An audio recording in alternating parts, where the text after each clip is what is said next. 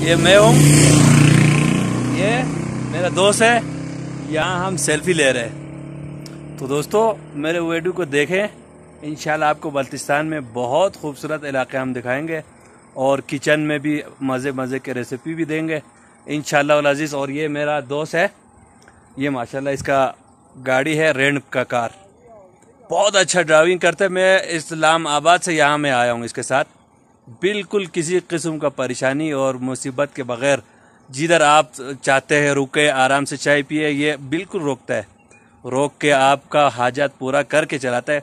तो दोस्तों इनका कॉन्टैक्ट मैं वीडियो के नीचे देता हूँ, आप इनसे रब्ता करें। इस्लामाबाद, लाहौर, कराची, जिधर जिधर से भी आपने आना चाहते हैं गिलगित बल्तिस्तान में और इस तरह की खूबसूरत जगह देखने के लिए अगर यहाँ आना चाहते हैं तो मैं इंशाल्लाह इनका नंबर दे देता हूँ। इनके पास गाड़ी है, कोरोला है ना जी जी, कोरोला कार है और बहुत अच्छा सफ़र, हाँ बहुत अच्छा सफ़र, ये ड्राइवर भी अच्छा कर लेते हैं, बहुत सहूलियत है इनके सफ़र के, इनके साथ सफ़र में।